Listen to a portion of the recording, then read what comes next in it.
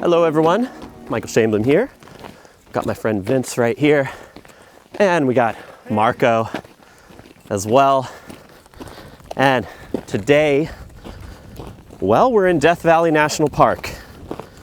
And usually when I'm in Death Valley National Park, it means we're chasing some dunes. Well, I guess we're not chasing the dunes. They've been sitting here longer than we've all been alive. But we're definitely chasing conditions on the dunes, because check this out. Look at this. Beautiful clouds all around us right now.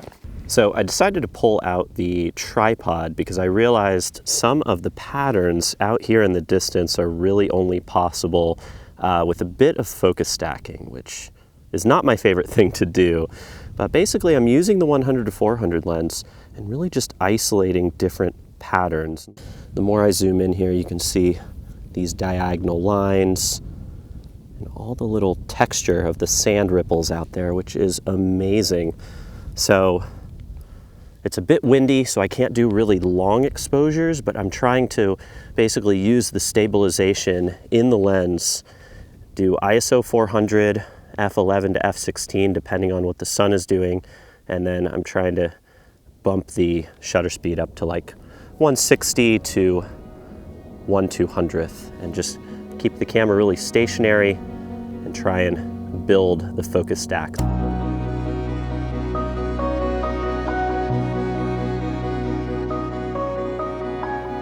So after moving around for a little while, I found this symmetrical composition, which I felt like worked really well. I love how you have these patterns here that almost look like they're vibrating through the scene, and the 3D shapes to the foreground here. This final image took a focus stack of about 4 frames from front to back here to get everything nice and sharp.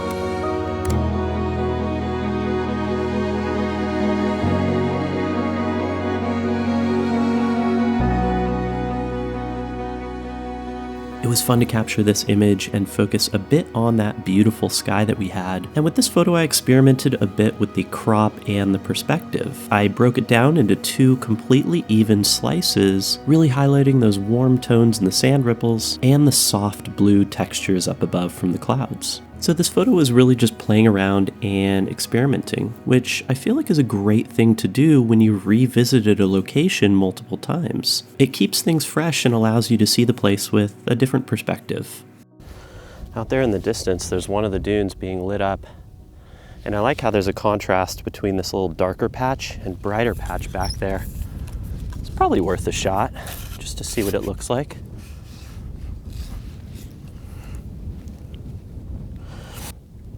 Unfortunately, I think I'm gonna have to clone out a few footprints here because lots of people have been walking on the dunes.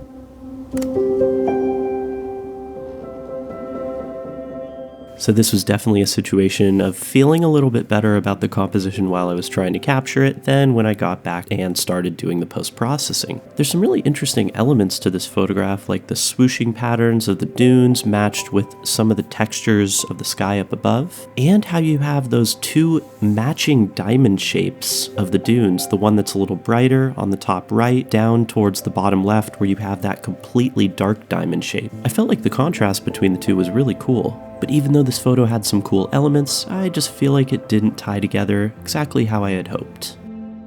I've said this many times before, but the most important key to this type of photography is to walk around. Just keep walking, wander, look at stuff, see how every time you take a step, the dunes, the positions, the shapes change in the distance.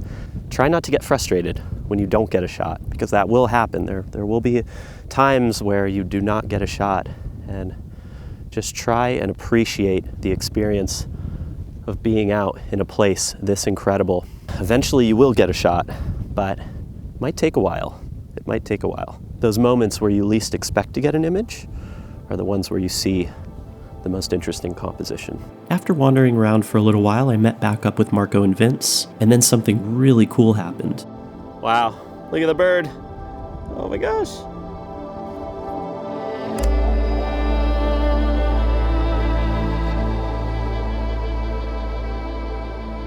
So here it is, a bird flying across the dune field, and out of all the frames that I took, this one had the bird in the best position, although I do wish there was a little bit more light hitting that area where the bird was flying. Now, funny enough, this isn't the first time I've captured a bird on the dunes. Here's another photograph that I shot a few years ago. When looking at the two, I definitely feel like my first bird image was a little bit more dramatic, but it's always fun to have these spontaneous surprises on shoots.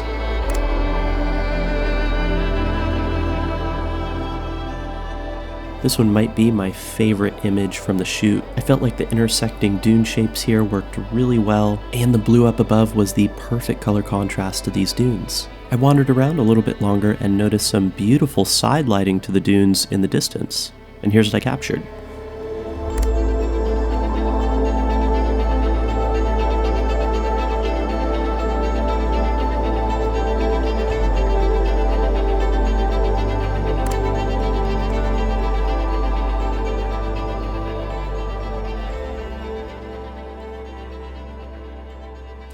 I think we might find something interesting right above this dune.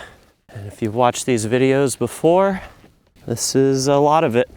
Up and down the dunes.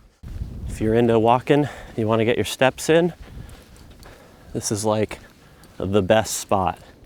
So I was roaming around these dunes for a while and I just wasn't finding any more patterns to shoot. And the lighting out in the distance kept getting better and better.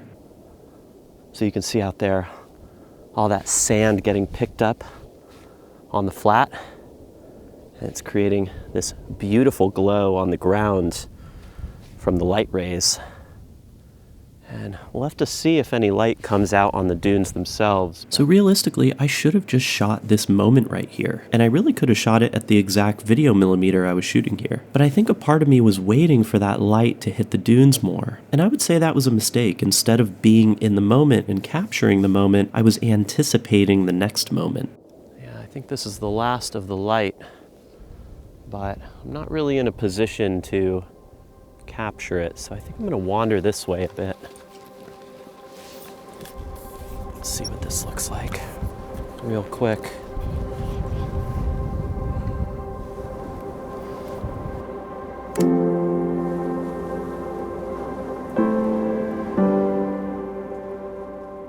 So here's just a simple single exposure of that beautiful soft light hitting the dunes. And I love how through sunset you're getting the different color contrast here. Some of those yellow tones are becoming a little bit more pink, and you start to get those nice soft blues in the shadows.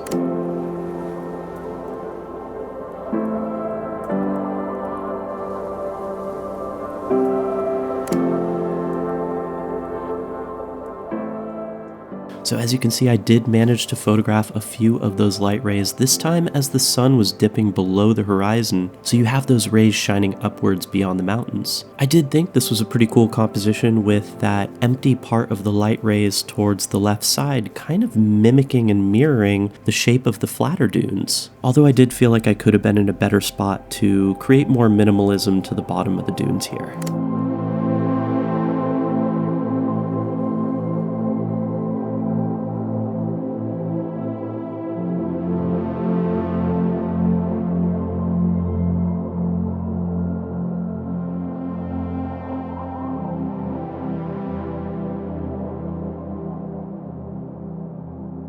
All right, you guys, for once on the dunes, I have the 16 to 35 on here. And I'm just wandering around trying some different compositions using leading line as foreground. Going up this ridge to see if maybe this will create a cool pattern to focus on here. So out of breath, running up these dunes, I noticed the light just wasn't interesting enough for this wide-angle frame. And I probably should have been experimenting with this wide-angle lens throughout the entire shoot, because looking back through the video, there was a lot of moments I could have been using the 16 to 35. And so I decided to mark this location in my Google Maps to revisit later. And sure enough, I came back here to shoot another wide-angle frame, this time with better light. And here's how that turned out. So as you can see here, the sky blew up with color, and I was definitely prepared for the moment this time. And this is why I do think it's so important to revisit locations if you have the opportunity to. So you can have time to scout, make mistakes, and really dial in your compositions. So Marco and I were also teaching a workshop here in Death Valley National Park, and so to wrap up this video, I thought it would be perfect to share some of my new favorite images from that week.